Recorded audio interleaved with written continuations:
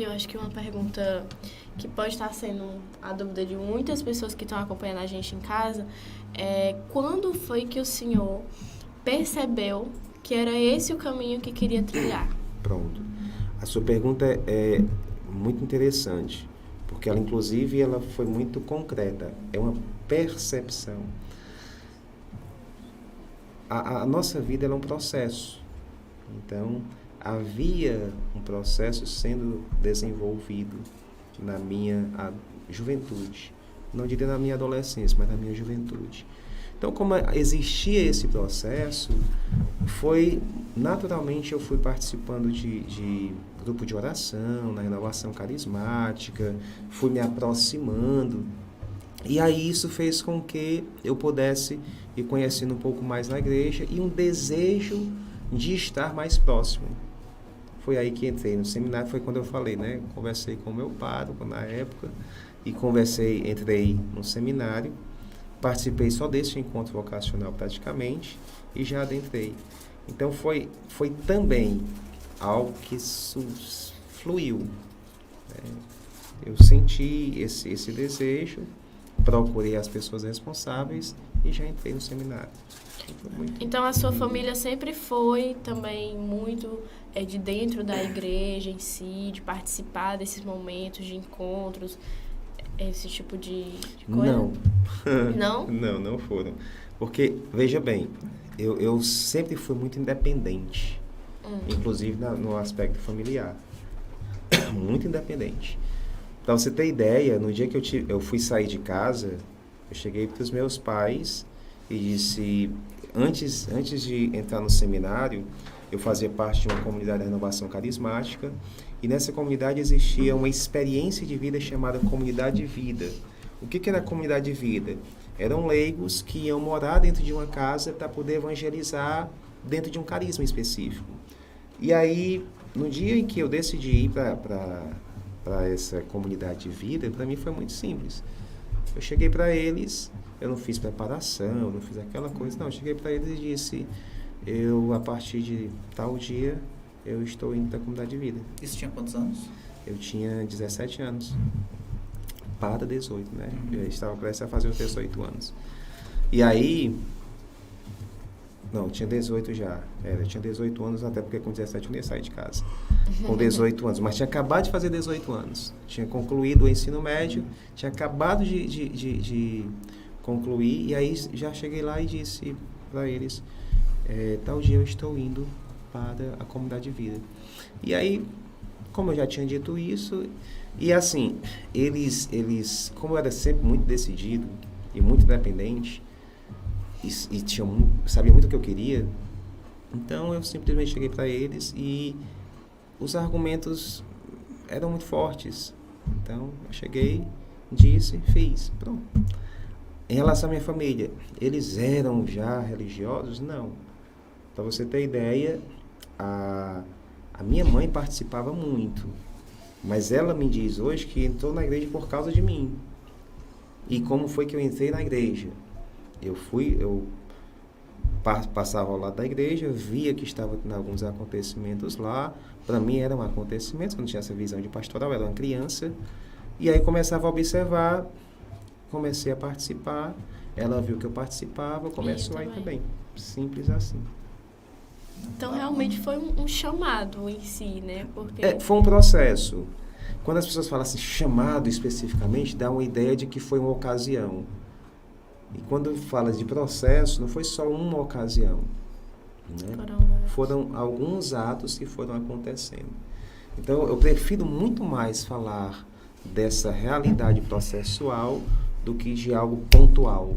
Até porque não é pontual, porque ainda hoje eu vivo experiências diversas na minha vida. Né? Até mesmo na época que eu participei dos encontros vocacionais, eu participava muito da igreja.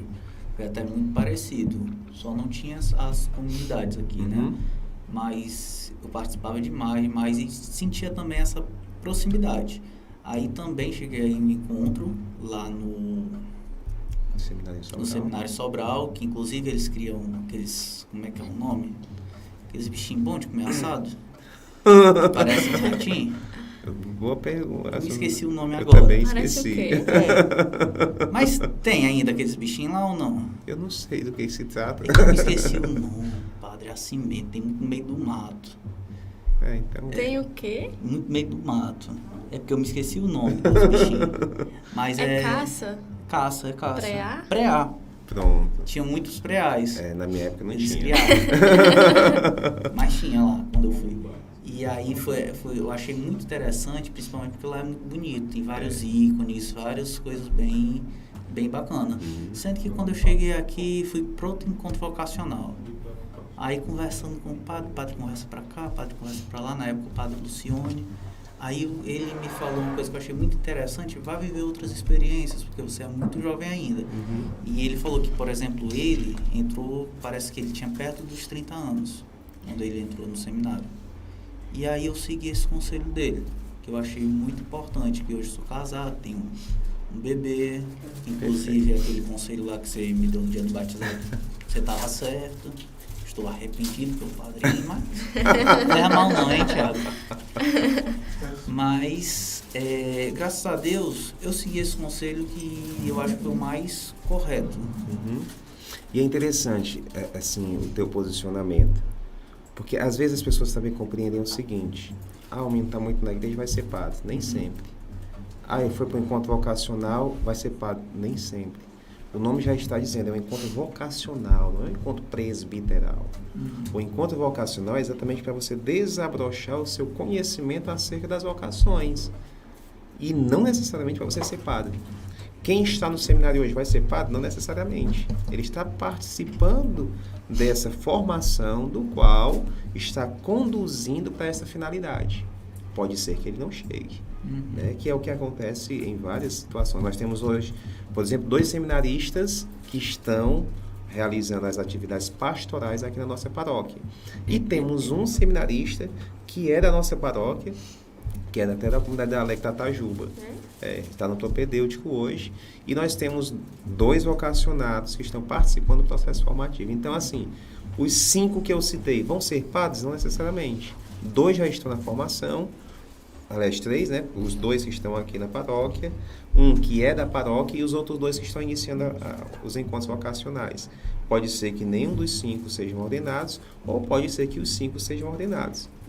Inclusive, na época que eu participei dos encontros, teve um, que foi o Chaguinha, que eu não sei se hoje ele continua. O das Chagas. Isso. O Chaguinha, não sei se ele hoje é padre? Não, né? Ele mora aqui no bairro dos Pereiros, inclusive. Aí teve uma menina, que eu não me lembro o nome dela agora, que ela ainda chegou a entrar no convento, mas ela não seguiu a vocação. Que são casos assim que eu me lembro, mas o Chaguinha, por exemplo, se eu não me engano, ele chegou a ser até... Ele foi até a teologia. Até a teologia, né? E tudo, né? É muito, muito interessante essa tua fala, porque inclusive é bom para quem está nos acompanhando, que tem essa clareza. Quando você falou dos encontros vocacionais, a Alice se assustou. Né? Mas não, é algo muito natural nas pessoas. As pessoas às vezes se assustam porque parece que a realidade religiosa, ela tem que estar a parte da realidade de vida das pessoas. E não tem. Você trilhou um outro caminho, hoje é pai, é um bom esposo, é uma pessoa responsável, é um cidadão. Desenvolveu essas atividades. Você não foi um vocacionado ao sacerdócio, mas a tua vocação específica, a tua dinâmica de vida te leva a ser uma pessoa boa. Um bom cristão, um bom cidadão, uma pessoa que tem esse auxílio às pessoas mais necessitadas. O teu propósito lá atrás, ele não se evidenciou no sacerdócio, mas ele se manifesta de outras formas. Quando você pode ajudar alguém, quando você pode manifestar a tua fé, que não precisa você estar como em outras atividades, mas você manifesta a sua fé da sua maneira também. Então, tudo isso é muito interessante para quem está participando agora, para quem está nos acompanhando, para que possa entender e valorizar. Cada momento da nossa vida, nós temos as oportunidades, nós temos as experiências e nós temos que saber aproveitá-las muito bem para que isso nos sirva como aprendizado lá para frente. Que foi o que aconteceu na sua vida e acontece na vida de várias pessoas que passam também, não só pelo processo vocacional, mas outros processos na sua vida também, na sua dinâmica de vida, né, na verdade. É verdade, isso aí. Chegou aqui pra gente agora, pessoal, nossos recebidos, né, de todo o programa. A gente tem aqui nossos parceiros. Chegou aqui da Lumes, gelados, os dindins, né, que são aí sucesso de venda, sucesso aí nos sabores. E chegou aqui o Tesouro Irresistível, Alegria que Contagia, Relaxadinho e outro Alegria que Contagia. Muito obrigado, Lume, pela parceria, tá? Obrigada, Dávila. Miguelzinho, um beijo. Você não vai mandar um beijo pro Miguelzinho? Beijo, Miguelzinho. Gente, e aí, assim, muito, muito gostoso, muito. É sério, tá me levando à falência aqui durante a semana, mas tá tudo bem. Se quiser patrocinar só a apresentadora do podcast, eu tô aceitando, tá? Façam o pedido de vocês, que tem entrega toda semana, né, Deus? Toda semana tem, todos os dias, e é muito, muito, muito gostoso. Tá? Padre, se o senhor quiser estar experimentando, fique à vontade. Pode ficar à vontade para participar. Você quer agora, Deus? Obrigado. Não? Eu vou querer. Você vai querer? Não acredito. Aproveitando que a gente está falando da Lume, né? Agradecer também aos nossos demais patrocinadores que estão com a gente aqui no podcast. O Consórcio Santa Quitéria, Labovida, Humano, Solar Magazine, Confitec, NB Motos, Lobo Variedade, Óptica Veja Mais e muitos outros patrocinadores que estão com a gente aqui. E a gente quer agradecer bastante essa parceria. E se você deseja patrocinar o nosso podcast, só entrar em contato com a gente pelo nosso Instagram, que a gente pode estar te repassando tudo direitinho para você ter a sua marca anunciada aqui no nosso programa toda terça-feira, tá bom?